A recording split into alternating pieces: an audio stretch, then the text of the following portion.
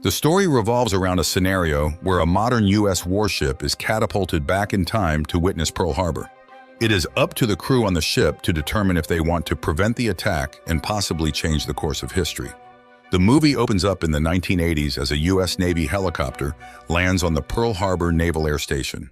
It is there to pick up Warren Lasky, a systems analyst who works for a major weapons manufacturer, the Tideman Industries. From here, Lasky will be flown and dropped on board the USS Nimitz, one of the United States' largest aircraft carriers. The reclusive CEO of the industry, Mr. Tideman, had previously ordered Lasky to also work as an efficiency expert for the U.S. Defense Department.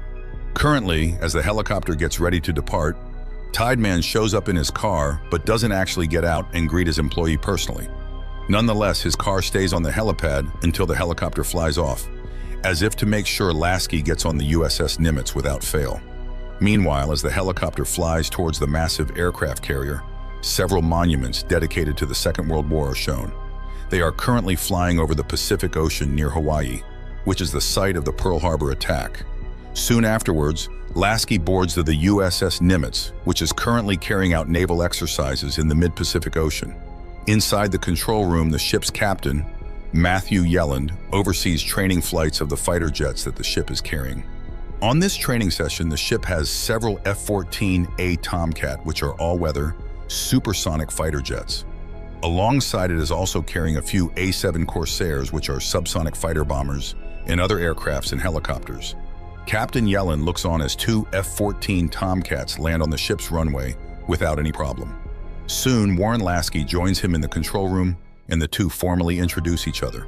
From their conversation, it is revealed that Richard Tideman actually delayed the departure of the USS Nimitz by 2 days for unknown reasons.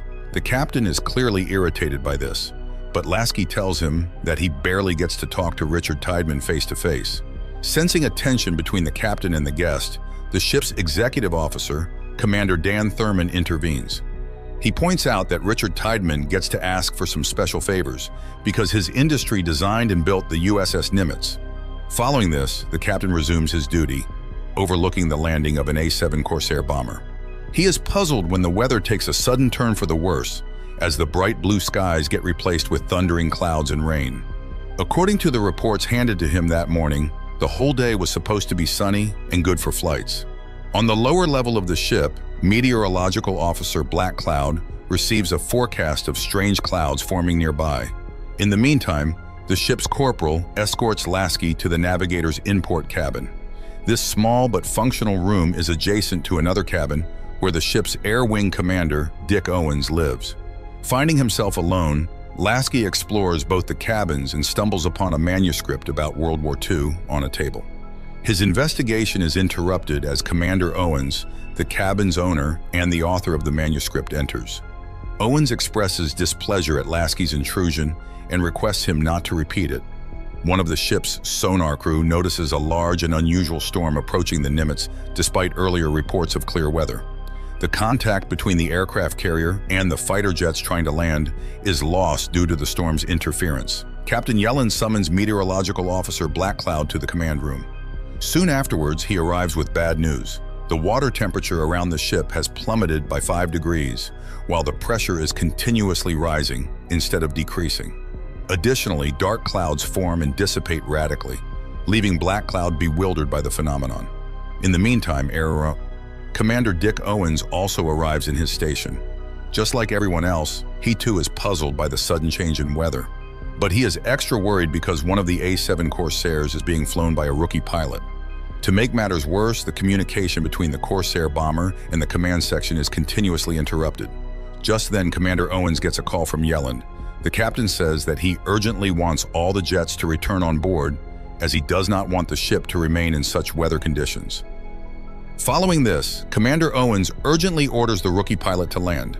But through a patchy radio connection, the pilot says that his plane's landing hook has been damaged as he cannot get it to work. This message is quickly relayed back to Captain Yelland, who issues a ship-wide emergency. The entire crew comes up to the runway and quickly puts together the emergency landing nets at one end of the deck. Just as the crew empties the runway in preparation for a potentially dangerous landing, a mysterious vortex approaches the Nimitz. Commander Owens watches on in horror as bright swirling clouds begin to open a sort of portal right in front of the ship. A sharp, high-frequency noise penetrates the airwaves, bringing everyone down to their knees in pain. The strange phenomenon also fries up several electronic devices as the ship continues to navigate through the peculiar electromagnetic portal. In a strange twist, the storm ends as abruptly as it began, and the ship emerges mostly unharmed. The crew quickly regains composure, after which Captain Yelland declares a state of emergency. All the crew members shut the doors to the command center of the ship and take their respective positions. Suddenly, the A-7 Corsair being flown by the rookie pilot is spotted nearby. The crew watches nervously as it approaches the runway shakily. Fortunately, the bomber lands successfully with only a minor crash, and the pilot is taken for medical attention. Next, Yelland orders reports from all stations, and the ship appears to be in perfect order. However, soon the military notices that their radars and other equipment are down. They are incapable of sending signals except for a range of 200 meters around the ship. Even though they seem to be exactly in the same position as they were before the storm, the radars cannot pick up any other ships that were there only a few moments ago. This malfunction caused them to lose all contact with the base command at Pearl Harbor. In the next scene, Yelland orders Commander Owens to send helicopters and reconnaissance planes towards the base. He then gathers the commanders of all units for an emergency meeting. Below, one of the officers working on radio communications thinks all this is a test from the Pearl Harbor base. However, the captain does not think so, as he suspects that the strange phenomenon could be due to a nuclear strike. In the meeting with the heads of all the units, he asks everyone to be ready for a scenario of war. The ship has tried to establish contact with every possible base, including White House, but to no avail. However, the reconnaissance jets that flew towards Pearl Harbor report that everything there is normal and shows no sign of a nuclear attack. Just then, the radio operator of the ship receives strange broadcasts from Hawaii. They sound like classic radio from the pre-World War II era, leaving everyone puzzled.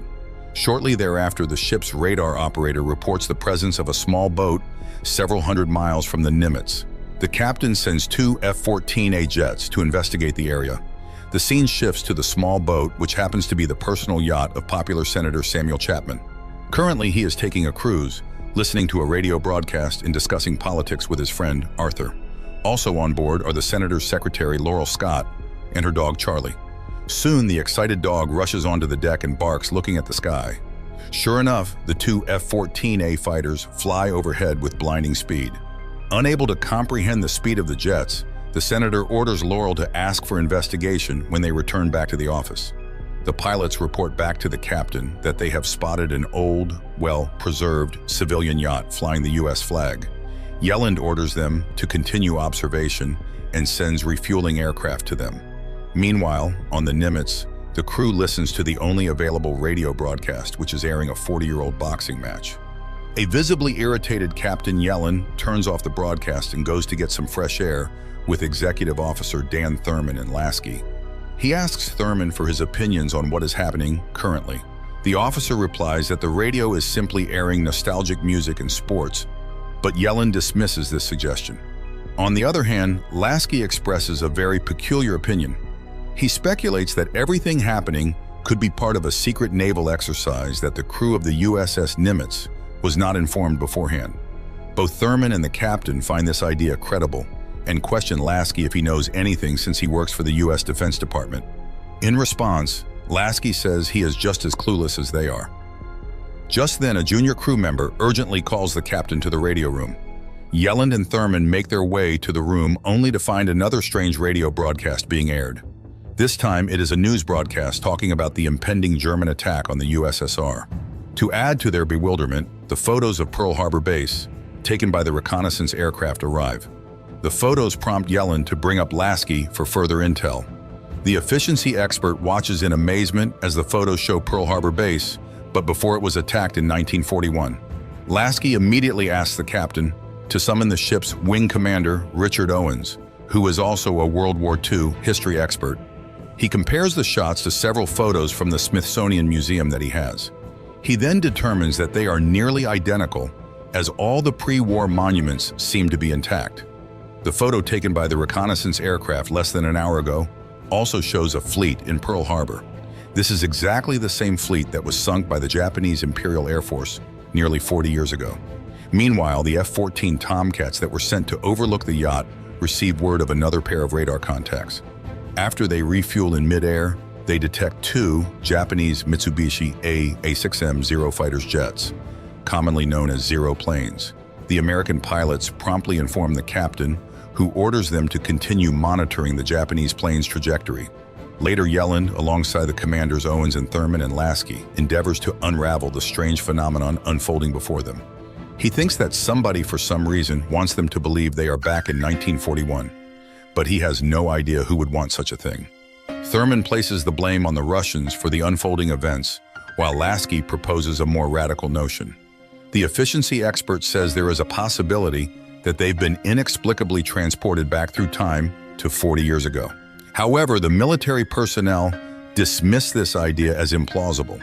Lasky further reiterates his view and points to the unprecedented nature of the mysterious storm they encountered. He is convinced that this situation stems from the influence of little-understood cosmic forces such as black holes, antimatter, and space-time warping. Captain Yelland finds this explanation peculiar and seeks some more grounded rationale for the events. Meanwhile, enemy Zero fighter jets approach the senator's yacht. Passengers on board watch with curiosity until they notice the Japanese flag on the planes. Suddenly, the Zeros open fire on the yacht, critically injuring Arthur, a friend of Senator Chapman. Stunned, the F-14 pilots forward the attack to the captain on the Nimitz. This is an unprecedented move, as Japan in the 1980s was a strong ally of the U.S. Owens, who appears to entertain the time travel theory, suggests that the Japanese aim to eliminate all radio-equipped objects that could warn Pearl Harbor of impending danger. To test this hypothesis, Yelland tasks Commander Owens with pinpointing the exact location of the Japanese forces in 1941. He then dispatches an E-2 reconnaissance plane to investigate the surrounding areas. On the other hand, the F-14 pilots seek permission to intervene and thwart the Japanese assault on the yacht and its remaining passengers. But the captain prohibits them from interfering, thinking that this could lead to a massive diplomatic problem with their ally Japan. In the meantime, Senator Chapman and his secretary Laurel watch in horror as the Japanese fighters' jets return towards their yacht. Fortunately, they manage to escape by jumping into the sea with the dog Charlie, while the Zero planes completely destroy the yacht. After the Japanese completely cripple their target, they make another pass and again open fire. The pilots also shoot the survivors in the water, killing the crew member. At the urging of Dan Thurman, the captain orders the F-14 pilots to make a supersonic run over the Zeros in an attempt to frighten them off. Instead, the Zeros open fire on the Tomcats, which surprises everyone on the ship. And when the radar shows the Zeros are on a course toward the Nimitz, Yelland orders the American pilots to open fire.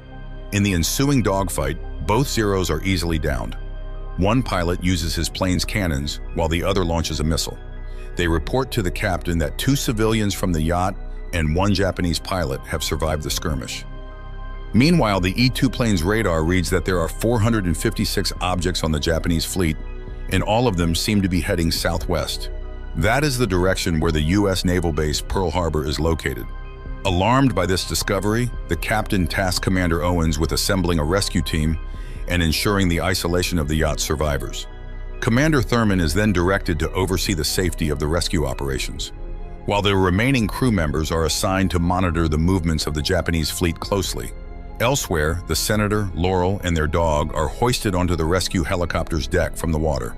Chapman surveys the interiors of the helicopter with astonishment, curious about the origin of their rescuers.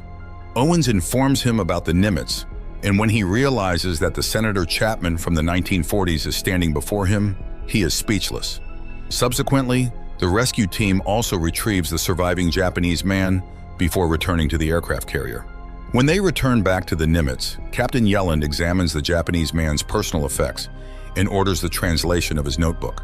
Meanwhile, the E-2 continues its vigilance over enemy movements, confirming a substantial Japanese fleet heading towards Pearl Harbor. Back on board the Nimitz, the 3 survivors are sequestered below decks. Chapman, angry at being held against his will, is identified by Commander Owens. He determines that the storm that swallowed the Nimitz hours before has displaced the carrier in time and deposited them in the Pacific Ocean on December 6, 1941, one day before the Japanese sneak attack on Pearl Harbor.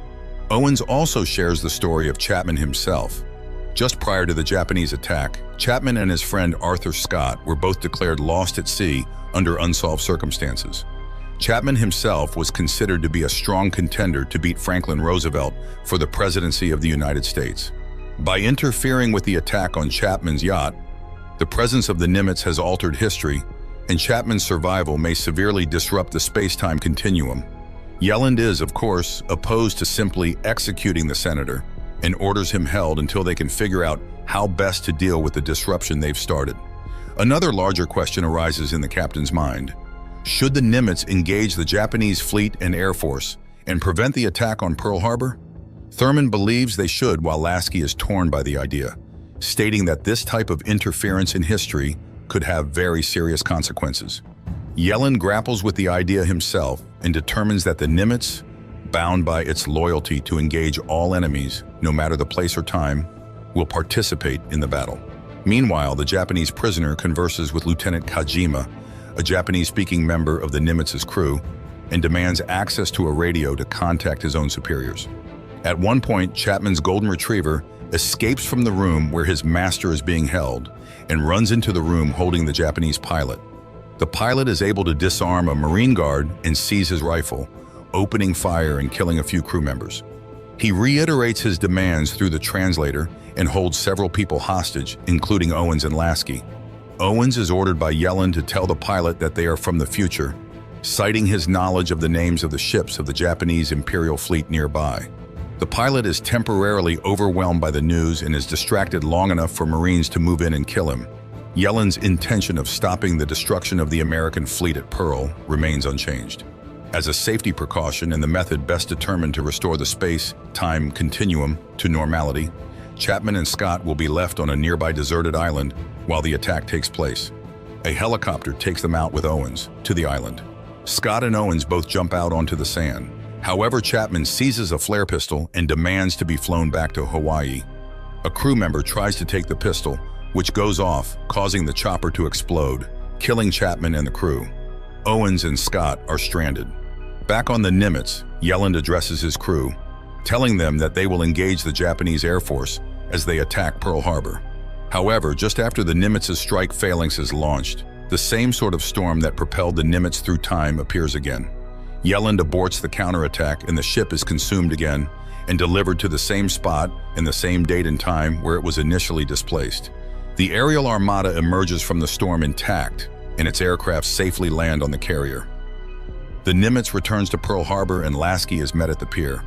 The door of a nearby limousine opens and Scott's dog, still on the Nimitz when it was sent back into the future, excitedly runs to the limo and jumps inside. Lasky gets in the limo and sees both Laurel Scott and Commander Owens, both aged nearly 40 years. Owens tells Lasky that they have a lot to talk about.